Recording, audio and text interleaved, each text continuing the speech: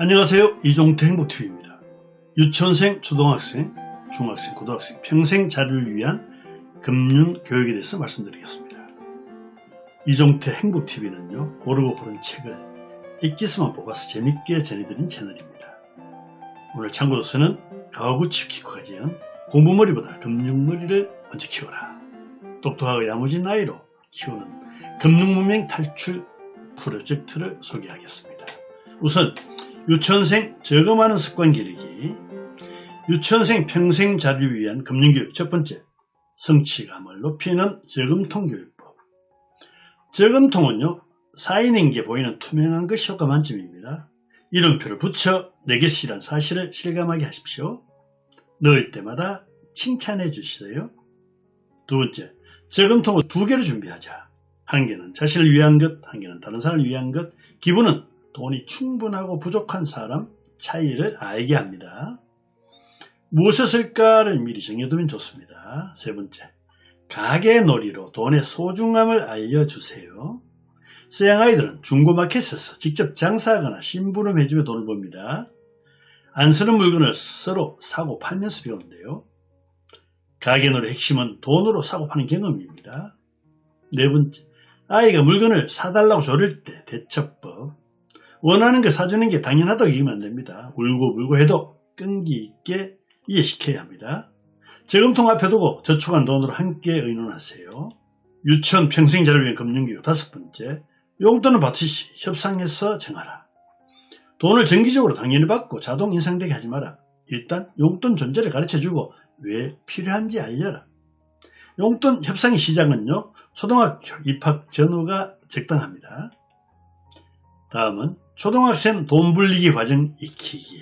자, 초등학생 평생 자료를 위한 금융교육. 첫 번째, 예금 대출에 대해서 쉽게 가르쳐주자.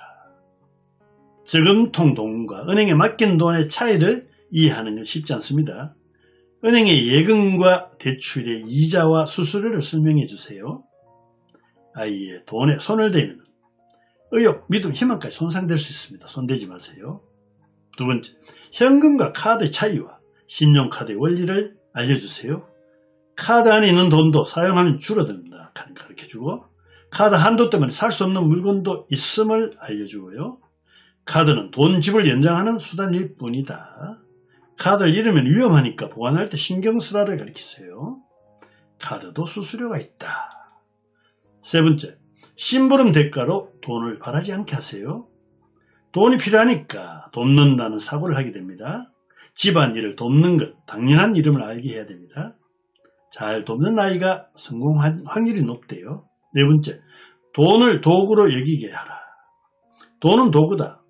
도구에 지배당하는 사람은 없다. 따라서 도구는요, 가능한 한 많이 가지고 있는 편이 좋다. 더럽고 나쁜 게 아니라 도구 이상도 이하도 아니다. 다섯 번째, 주식에 대해 긍정적인 인상을 심어줬으면 좋겠습니다. 초등학생이라도 주식은 단순히 돈 버는 것이 아니라 투자 회사의 성장을 돕는 주주가 될 수 있고 그런 일이라 가르치세요.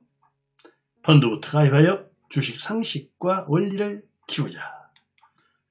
다음은 중학생 금융행동을 시작할 때입니다. 중학생 평생 자립을 위한 금융교육. 첫 번째, 스스로 은행 계좌를 개설하게 하라. 은행 선택 기준, 상품의 특징, 편리성을 고려하라. 금융기관의 종류와 차이도 설명해주자. 1금융, 2금융, 3금융이 있죠. 두 번째, 소액으로 실제 투자를 연습하라. 적어도 10년 동안 매달 꾸준히 적립하는 적립식 펀드가 좋다. 정력, 창업자금, 시드머니로 활용할 수도 있습니다. 게임기, 자동차, 과자, 관심 주식을 추천해서 사도록 해보세요. 세 번째, 카드 연체의 위험성을 강조해주세요. 연체료와 신용 불량자에 대해 설명해주고, 낭비, 절약, 인색에 대해서도 설명해주세요. 네 번째, 저렴하게 구입하는 방법과 그 차이를 터득하게 하세요. 물건을 사기 전에 비교하는 습관을 들이자. 대형마트와 편의점의 가격 차이를 설명해주세요. 부자들은요, 어려서부터 훈련되어 물건을 잘 고릅니다. 중학생 다섯 번째, 부모가 가입한 보험 상품을 설명해주고 공유하세요. 보험의 종류와 가입 이유, 보상 내용 정도를 설명해 주세요. 인플레이션, 물가 변동, 환율 변동을 설명해주고 꿈꾸는 직업에 대한 정보도 검색하게 한번 해보세요. 고등학생 20세 이후 금융 플랜 세우기. 고등학생 평생 자립을 위한 금융교육 첫 번째, 대학 학자금을 위한 자금 준비를 시작하게 하세요. 함께 논의하며 조금이라도 보태거나 상황을 알게 하고 필요 액수를 파악해 알바 등 스스로 개요하게 하라. 돈 이야기를 금기시하는 건 아이를 바보로 만드는 것입니다. 고등학생 두 번째, 신용 등급에 대해서 설명해 주세요.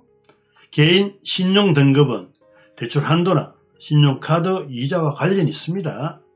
등급이 낮으면 신용카드도 못 만듭니다. 왜 신용불량자가 경제전과자인지 설명해 주세요. 카드 대출 공과금의 연체는 절대 안 된다고 이야기하세요. 고등학생 세 번째, 친구와 헤어지고 싶다면 돈거래하라. 빌려준 사람은 절대 못 잊고 빌린 사람은 거의 잊어버립니다. 기한이 없으면 당일 늦어도 그 다음날은 갚아야 한다고 이야기해 주세요. 친구와 돈거래 규칙은 일종의 리스크 관리입니다. 고등학생 네 번째, 아르바이트를 강추하세요. 경험과 나중에 창업한, 그 다음에 취업하면 면접의 우대가 됩니다. 경제활동을 하며 타인과 갈등, 실패 경험은 백신이 됩니다. 독립심을 키우고 자기가 몰랐던 자신감도 얻을 수 있습니다. 대학생 때 아르바이트, 배당링, 투자 연습을 경험하게 하세요. 돈 버는 게 힘든다는 사실을 깨닫는 순간이에요. 돈을 다루는 태도가 달라집니다. 알바의 장점과 유의사항은요. 첫째, 커뮤니케이션의 능력과 돈의 흐름, 사회생활의 기본기를 배울 수 있습니다. 두 번째, 알바에 앞서 공부라는 본분을 소홀히 하면 안 됩니다. 세 번째, 학업, 알바 병행은 나쁘지 않고 오히려 귀중한 경험입니다. 네 번째, 스스로 번 돈은 용돈과 전혀 다른 무게감을 느낄 겁니다. 회계사나 세무서 사무실, 모델하우스, 대규모 행사, 엑스트라, 방송국, 장래 목표하는 직업에 알바를 하면 좋습니다. 고등학생 평생 자립을 위한 금융교육 다섯 번째는요. 고등학생이 알아야 할 금융교육 내용을 말씀드리겠습니다. 첫 번째, 기부나 봉사는 타인에게 강요하는 것이 아니다. 두 번째, 수수료 개념과 수수료 절약법을 설명해 주시고요. 세 번째, 소득세, 취득세, 양도세, 재산세 등 세금에 대해서 가볍게 설명해 주세요. 네 번째, 인생에서 가장 중요한 투자는 자기개발 투자임을 강조하세요. 다섯 번째, 가장 흔한 말일수록 아이에게 수없이 해줘야 합니다. 놀이 위험해 안전하다. 이 책을 보면요, 놀이터는 약간 위험해야 더 안전하대요. 이유는 모든 아이들이 멍들 권리가 있다. 두 번째, 자주 다쳐야 크게 다치지 않는다.